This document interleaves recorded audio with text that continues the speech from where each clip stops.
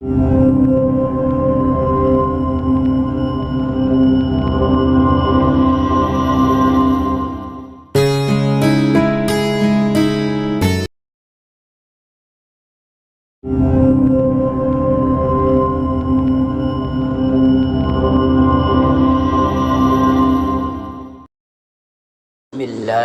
walhamdulillah. Allahumma salli wa sallim wa barik ala sayyidina wa maulana Mustafa sallallahu alaihi wasallam.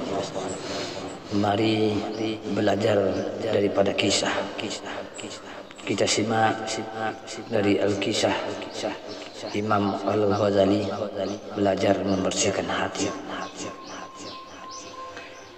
Yang mana Imam Al-Ghazali seorang ulama besar dalam sejarah Islam, Hujjatul Islam yang banyak hafal hadis. Beliau dikenal pula sebagai ahli dalam filsafat dan tasawuf, yang banyak mengarang kitab-kitab, banyak cerita menarik seputar Imam Al-Ghazali. Yang paling terkenal ialah cerita tentang Ahmad, adiknya.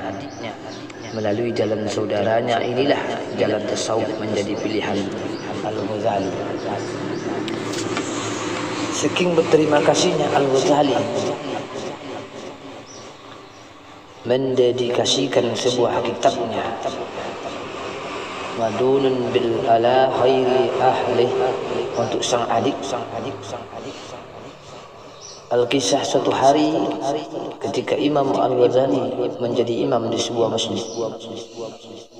tetapi saudaranya yang bernama Ahmad tidak mau berjamaah bersama Imam Al-Ghazali. Lalu berkata kepadanya ibunya, "Wahai ibu, perintahkan saudaraku Ahmad agar salat mengikutiku, supaya orang-orang tidak menuduhku selalu bersikap jelek terhadapnya." Ibu Al-Ghazali lalu memerintahkan putranya Ahmad agar salat berjamaah atau bermakmumkan kepada saudaranya Al-Ghazali. Ahmad pun melaksanakan perintah sang ibu untuk salat bermakmum kepada Al-Ghazali. Ketika Al-Ghazali menjadi imam salat di masjid, sementara adiknya menjadi makmum. Ketika itu adiknya melihat tubuh sang kakak berdarah, maka ia pun mufarakah, membatalkan makmum kepada kakaknya dan meneruskan salat sendiri. Usai salat, Imam Ghazali bertanya, "Mengapa kamu membatalkan makmum kepada aku?"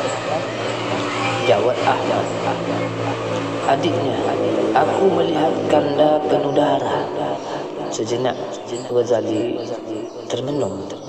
"Memang dalam salat saya sedang berpikir tentang persoalan haid." Adik kandung Imam Ghazali memang dikenal sebagai ahli kasab, mampu melihat sesuatu yang tidak dapat dilihat oleh orang awam. Seketika itu Ghazali sadar tentang pentingnya dunia sufi, dan kejadian inilah yang mendorongnya mendalami ilmu tasawuf. Imam Ghazali bertanya kepada adiknya Ahmad, "Dari manakah engkau belajar ilmu dan pengetahuan seperti itu?" Saudaranya menjawab, "Aku belajar ilmu kepada Syekh Al-Itaqi Al-Khuraji, yaitu seorang tukang jahit sandal-sandal bekas." Al-Ghazali lalu pergi kepadanya. Ia berkata kepada Syekh Al-Khuraji, "Saya ingin belajar kepada Tuan." Itu berkata, "Mungkin engkau tidak sanggup mengikuti perintah-perintahku." Ghazali menjawab, "Insya-Allah saya kuat." Maka Syekh Al-Khuraji berkata, "Bersihkanlah 10 lantai ini." Ghazali lalu hendak dengan sapu, tetapi Syekh itu berkata, "Sapulah, bersihkanlah dengan tanganmu." Mempunyai lantai dengan tangannya, menyapu lantai dengan tangannya. Kemudian dia melihat kotoran yang banyak dan bermaksud menghindari kotoran itu. Namun Syekh berkata, "Bersihkan pula kotoran itu dengan tanganmu." Al-Ghazali lalu bersiap membersihkan dengan menyingsingkan pakaiannya. Melihat keadaan yang demikian itu, Syekh berkata, "Nah, bersihkanlah kotoran itu dengan pakaian seperti itu." Maka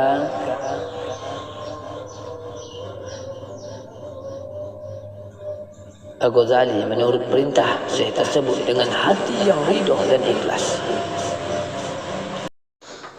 Tetapi begitu Al-Ghazali akan memulai melaksanakan perintah Syekh itu, beliau langsung mencengahnya dan memerintahkan agar pulang. Al-Ghazali pulang dan setibanya di rumah beliau mendapat ilmu pengetahuan yang luar biasa, dan Allah telah memberikan ilmu laduni atau ilmu kasab yang diperoleh dari ilmu tasawuf atau kebersihan hati kepadanya. Maka disinilah jangan kita sibuk melihat aib orang lain, maka sibuklah melihat aib kita. Bersihkanlah terutama hati kita dari segala macam jenis macam penyakit hati. Sesuai dengan firman Allah, fi qulubihim maradun fazadahumullahu maradah. Di hati mereka itu banyak penyakit. Maka bersegeralah kita membersihkan penyakit hati. Semoga amal ibadah kita selalu diridai Allah di dunia wal akhirah. Amin amin. Walhamdulillahirabbil alamin.